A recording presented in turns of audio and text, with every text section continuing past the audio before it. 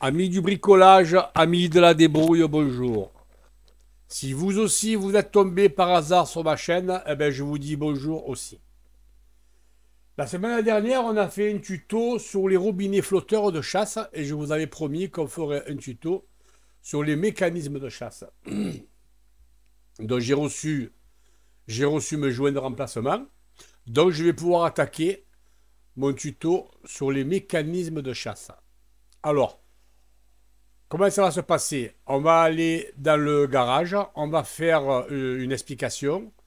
Ensuite, on va simuler une fuite sur une chasse et on va faire la réparation. Et ensuite, on repassera au bureau pour faire la conclusion. Restez jusqu'à la fin parce que cette conclusion sera importante. On passe à l'intro et je vous dis à tout de suite.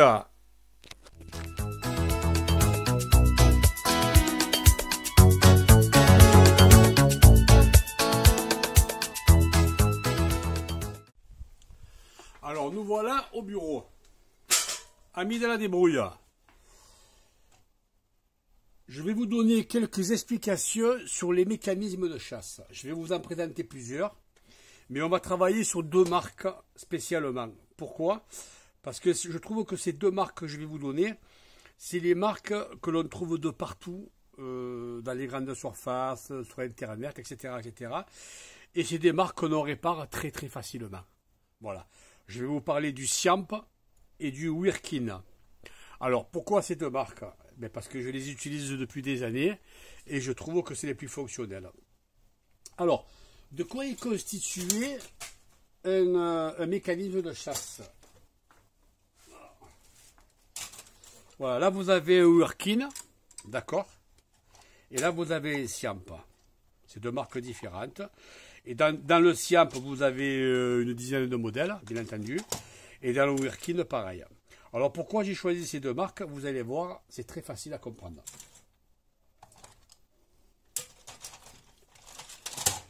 Ça, c'est un mécanisme Siamp.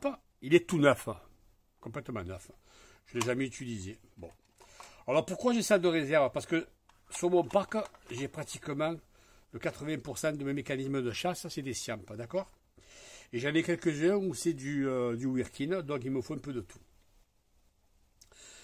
De quoi est constitué un mécanisme de chasse? Il est constitué de deux parties. Et soyez attentifs à ce que je vous montre. Vous avez la partie qui est celle-ci, c'est celle qui est vissée sur le réservoir de chasse. On est bien d'accord? Et vous avez la deuxième partie qui est ici, qui est démontable. Je vais vous montrer, je vais démonter devant vous. Imaginons que vous avez la partie dans le réservoir de chasse et que vous avez une fuite. Vous voulez démonter la partie haute. Vous rentrez, alors d'abord vous videz le réservoir, mais on va le faire tout à l'heure, hein, on va le faire. Vous tenez la partie basse dans le WC et vous tournez d'un quart de tour la partie haute et vous la sortez. Plus simple que ça, tu meurs. On est d'accord?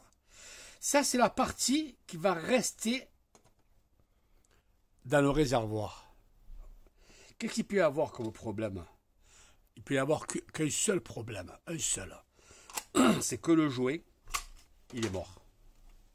Pour changer le jouet, franchement, c'est hyper simple. Vous enlevez cette pastille, vous sortez le jouet et vous le repincez par un neuf, tout simplement. Alors, je viens de les recevoir sur Internet, je les ai commandés. Le prix des jouets, ça varie d'un fournisseur à l'autre. Moi, j'ai trouvé sur Amazon le jouet. Alors, c'est Somatherm qui les fabrique. Soyez attentifs. Hein. Somatherm, mais c'est pour la marque Siamp. Donc, c'est pas Siamp qui les fabrique, hein, c'est Somatherm. Hein. Je l'ai payé 1,70 €. J'en ai acheté plusieurs. Je ne sais pas où ils sont passés. Voilà. Et je les garde en stock. Et quand j'ai un problème, j'ai toujours un joint de remplacement. Alors, vous arrivez chez le client ou ça s'arrive chez vous et vous avez une fuite. Qu'est-ce que vous devez faire? Premièrement, vous examinez le jouet s'il n'est pas abîmé. Imaginons que vous trouvez qu'il est... Alors, un jouet, il doit toujours être souple, vous voyez? Souple comme ça. Si vous voyez qu'il est dur et qu'il est un peu craquelé, vous changez. Et le plus important, c'est l'applique. Vous voyez l'applique là? Voilà, là c'est un neuf, hein, mais je vais vous montrer tout à l'heure sur un vieux.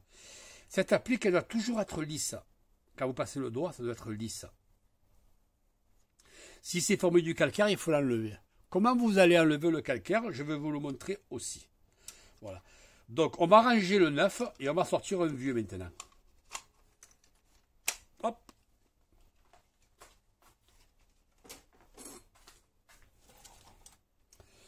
Voici le vieux. C'est un Siamp. C'est exactement le même qu'on a vu tout à l'heure. À part que celui-là, il y a le flotteur de mie dessus. Et que l'autre, je ne l'avais pas monté. Bon. Ça, c'est des flotteurs qui sont pour comment on appelle ça là? Pour forcer le joint à s'appuyer sur la portée. Hein. Mais bon, moi des fois je ne les mets pas, ça sert à rien. Alors, on y va. On va démonter un vieux. Pareil, un quart de tour, on déboîte. J'examine le joint. Vous voyez, il est un peu dur par rapport à l'autre. Il est un peu dur. Bon, il peut faire son travail encore. Mais c'est pas pour ça que je vous le démonte. C'est pour vous montrer la portée. Vous voyez la portée là? Mais quand je passe le doigt, moi, c'est un peu râpeux. Alors, qu'est-ce que je fais? Si je peux le démonter et que je peux aller à l'atelier, je vais dans mon garage et je prends de l'acide chlorhydrique avec un pinceau et je le passe un peu de partout sur le flotteur. Je le nettoie avec de l'acide chlorhydrique, avec un seau d'eau et je rince. Et ici, je prends mon acide chlorhydrique, je retourne sur le chantier et avec un pinceau, je passe ici, avec le pinceau, et je lâche agir une dizaine de minutes et après je rince et c'est terminé. Vous changez votre joint, vous remettez ça en place et le tour est joué. Vous repartez pour 10 ans avec un mécanisme de chasse tout neuf. Quand vous avez un mécanisme de chasse qui vous convient, qui marche bien et que vous avez une fuite, eh ben, au lieu de tout changer, vous vous rendez compte, tout changer, c'est il faut démonter le réservoir, dévisser en dessous l'ancien, sortir et en mettre un nouveau. Et des fois, vous mettez un nouveau, une fois que vous avez tout remonté, des fois il fuit, hein, parce que vous n'avez pas pris une bonne qualité, vous avez pris un premier prix, etc., etc. Moi, je pense que sur ce système, il faut rester sur une marque et il ne faut pas changer. Alors, je vous dis de suite, hein, je ne touche rien, hein, j'ai aucun intérêt de faire de la publicité sur les marques. Je vous facilite la tâche, tout simplement. Hein. Alors, ça, c'est les joints pour le Siamp. Je vais vous présenter maintenant le Wirkin. Alors, c'est 50 000 de marques. Hein. Vous avez Porsche, vous avez Alia, vous avez Villeroy et Bosch, vous avez Jacob de la Font. Mais bon, honnêtement, ça sert à rien d'avoir toutes ces marques. Hein. Et là, vous avez le Wirkin. C'est le même principe, exactement le même principe. Le seul petit inconvénient qu'il a par rapport au Siamp, c'est qu'en bas, il est sur 3-4 clips. Et pour le démonter, c'est difficile. Vous avez vu? Je force un peu plus. C'est l'inconvénient que je lui trouve. Mais bon, il faut le savoir. Et vous avez vu le jouet? Regardez celui-là de jouet. Bon, ça, c'est des mécanismes que j'ai récupérés sur des chasses normales où j'ai installé des WC suspendus à la place. Donc, j'ai jeté les WC, mais comme les mécanismes étaient en bon état, que je les avais installés 2 ou 3 ans auparavant, j'ai récupéré les mécanismes. Alors, vous voyez le jouet? Il est plein de calcaire, là. D'accord? Si vous devez le changer, regardez, très simple. Très simple, très simple. C'est fini. Vous nettoyez un peu le calcaire, là. Et vous prenez un œuf que j'ai en stock, que j'ai mis ici. Vous voyez, j'ai mon petit stock de Joe Wirkin. Vous voyez, j'en ai toujours quelques-uns d'avance. C'est pareil, hein, c'est des joints que je trouve sur Amazon à 1,70 €, 2 €. Ne les prenez pas chez Leroy Merlin ou chez Castorama. Hein. Vous les payez 5,90 € pièce. Hein. Je vous dis de suite. Hein. Voilà. Et vous changez. Plus simple que ça, tu meurs. Hein. Et ici, je ne sais pas si vous le voyez, regardez la portée de celui-là. Il est plein de calcaire. Vous le voyez, le calcaire, là? Ces taches blanches, là? Je vais essayer de vous rapprocher au maximum. Je ne sais pas si vous allez voir. Voilà, je ne sais pas si vous voyez ici, là, tout là, là. Vous avez du calcaire. Alors, je vais vous montrer ce que je fais, moi. Je vous demande 2 secondes et je reviens.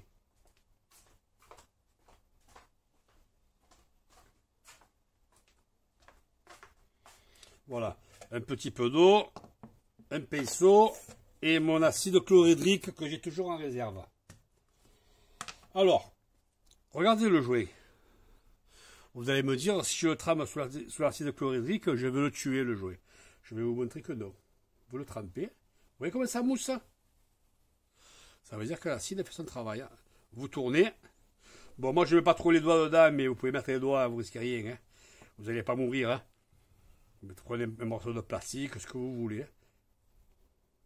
C'est le pire ennemi, c'est le calcaire, hein. Sachez-le. Hein. Et sachez que l'acide chlorhydrique n'altère pas le plastique hein, ou le caoutchouc. Le caoutchouc, il faudrait le laisser 3 jours de suite hein, dedans pour qu'il le tue. Hein. Voilà. Vous avez vu? Une fois que c'est fait, je rince de suite. De suite. Vous voyez le jouet? Il a retrouvé toute sa souplesse et il n'a plus un brin de calcaire. Même le jouet, j'ai même pas besoin de le changer sur ce modèle. Voilà, bon déjà, premier travail. Après, s'il est craquelé le jouet et qu'il est un peu dur, c'est qu'il est mort. Hein. Vous le changez, ne prenez pas de risque hein, pour 1,70 €. Maintenant, le plus important, c'est ça. Ce que je vous disais tout à l'heure. Ça reste en place quand vous intervenez chez le client. Vous démontez votre mécanisme, mais ça, il reste en place. Vous prenez le pinceau, comme ça, je vais vous montrer. Je vais le faire au-dessus du pot. Hein, et vous passez ici, comme ça. L'acide chlorhydrique. Vous la passez comme ça, dans le WC. Et vous laissez agir. Vous laissez agir. C'est pas la peine de prendre du papier de verre et de gratter. Hein. Ça, c'est le meilleur médicament. Hein. Voilà. Vous laissez comme ça 1 à 2 minutes. Vous prenez un peu une bouteille d'eau et hop, vous l'envoyez dedans. Bon, moi j'ai ça et je ne suis pas sur le chantier. Voilà, je rince, c'est fini. J'ai nettoyé ma portée. J'ai pas passé de papier vert et je l'ai pas rayé. Et ensuite, vous repassez le doigt et vous regardez si ça accroche. Eh bien non, c'est tout lisse. Je vais vous montrer de plus près. Regardez comment je l'ai rendu la portée. En 1 minute. Hein. En 1 minute. Hein. Une fois que c'est fait, que vous avez changé votre jouet, hop, et vous remettez tout ça en place. C'est terminé. Voilà. Maintenant, si vous voulez mieux faire, imaginons que vous avez la possibilité de partir avec votre mécanisme, que vous allez à l'atelier. Vous voyez là, toutes ces taches de calcaire, vous les voyez là, tout ça. Vous pouvez mieux faire encore, c'est de prendre le pinceau comme ça. Je m'appelle mettre 3 tonnes, hein, et vous passez comme ça. Et vous le nettoyez vers l'acide.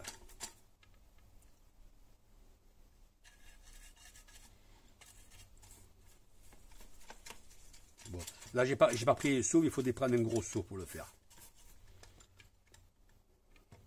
Et vous laissez sécher comme ça.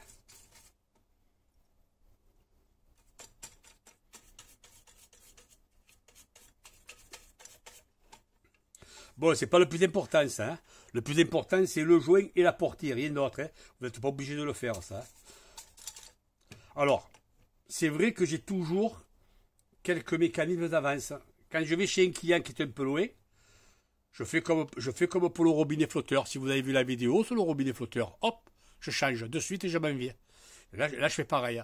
Je vais chez le client. Si je vois que la portée, une fois que je le débloque, que la portée est bien propre, je prends l'autre mécanisme. Si je vois qu'il est vraiment pourri, le mécanisme hein, qui est en place, imaginons qu'il soit vraiment plein de calcaire, il est pourri.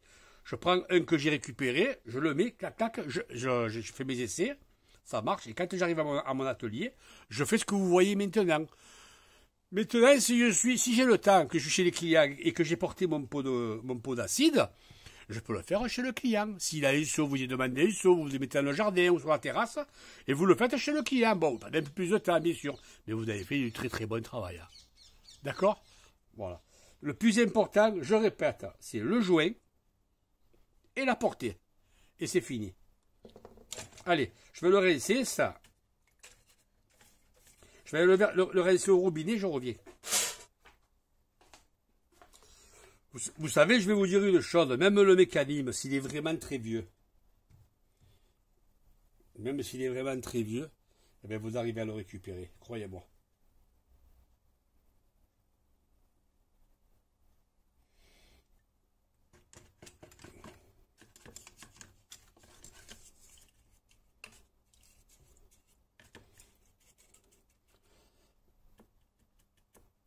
Voilà. Celui-là, il est reparti pour quelques années. Bon, j'ai pas insisté sur le calcaire, mais parce que j'avais pas de gros seau. Si vous avez un gros seau, vous insistez un peu, vous le rendez tout neuf. Je vais y remettre son joint, parce que son joint, il est bon. Il n'est pas abîmé. Il est souple. Hein.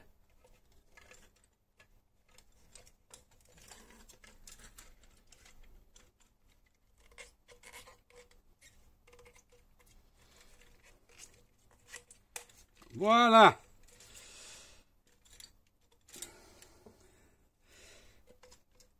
Et là, je suis reparti.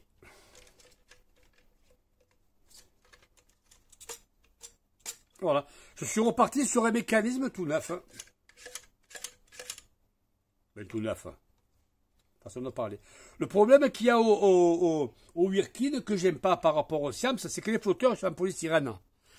Et bon, celui-là, il est bon, il est impeccable, mais le polystyrène, sur le pas de vis, c'est pas, ça me plaît pas. Voilà. Je préfère ceux du Siamp. Le Siamp, les flotteurs, ils sont où ils sont, voilà, ils sont en plastique. Vous voyez, regardez, le flotteur, ils sont en plastique, et à l'intérieur, il y a le polystyrène. Donc, il est protégé. Je ne sais pas si vous comprenez ce que je veux dire. Voilà.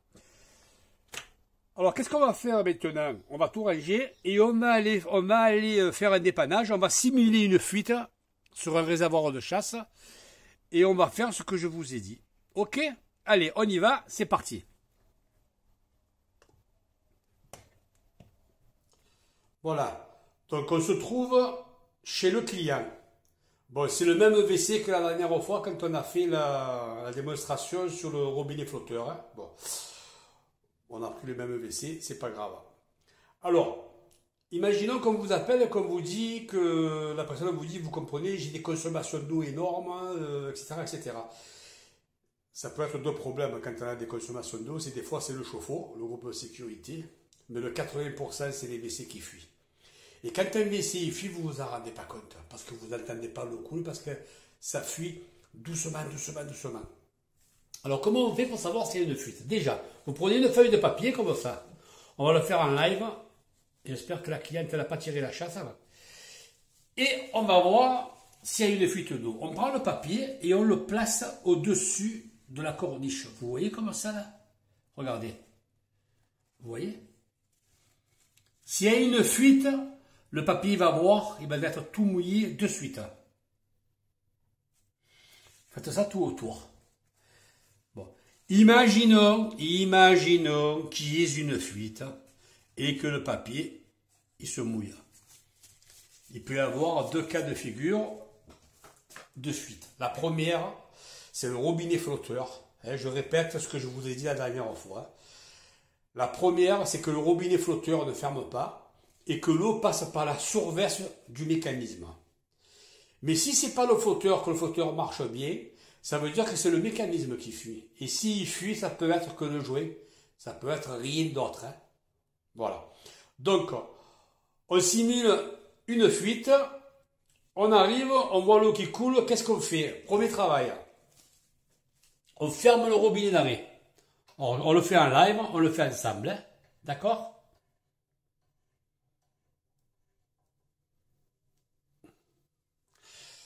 Deuxième travail, on vide le réservoir.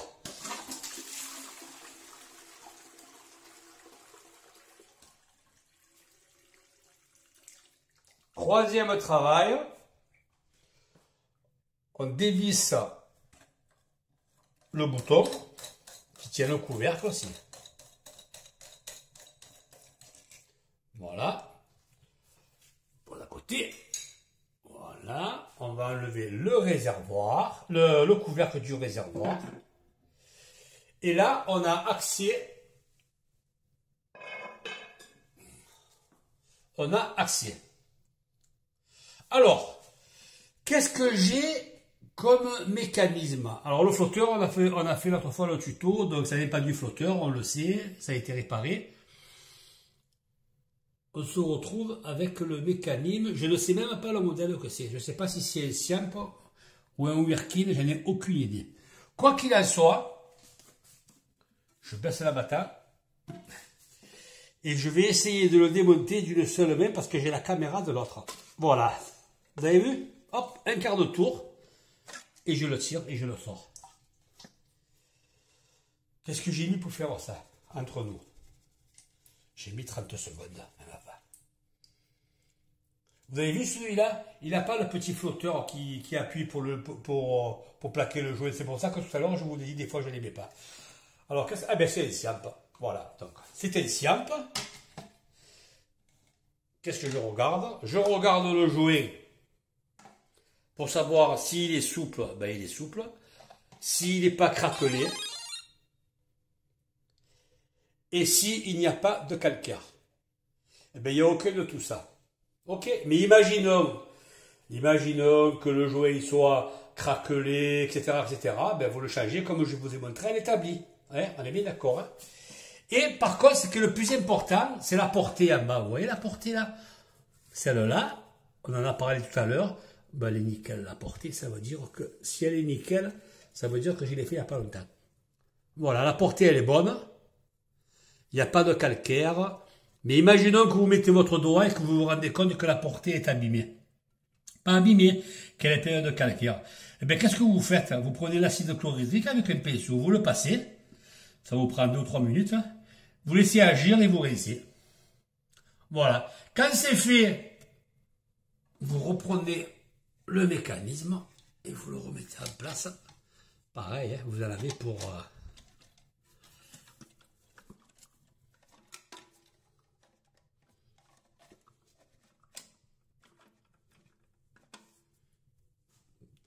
Eh ouais, mais je suis droitier, qu'est-ce que vous voulez?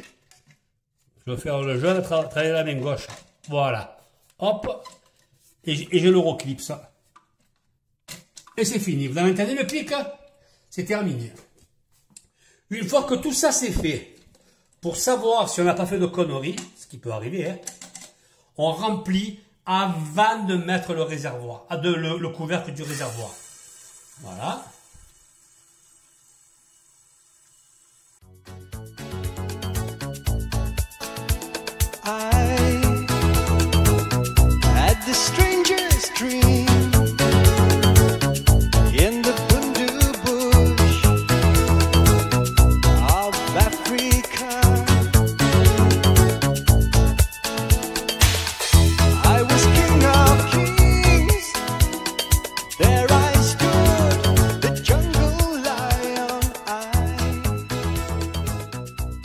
Donc une fois terminé, qu'est-ce qu'on fait? On contrôle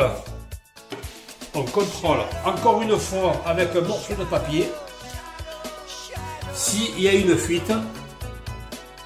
Et vous voyez, il n'y a pas de fuite. Voilà.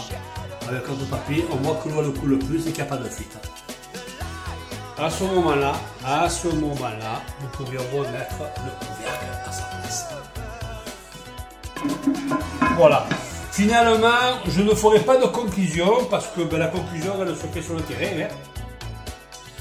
Je vous ai tout dit. Quoi vous dire d'autre? Rien d'autre. Je vous ai tout dit sous l'établi. Je vous ai tout dit sur la démonstration. J'espère que vous avez très bien compris et que si un jour ça vous arrive, que vous sachiez vous dépatouiller.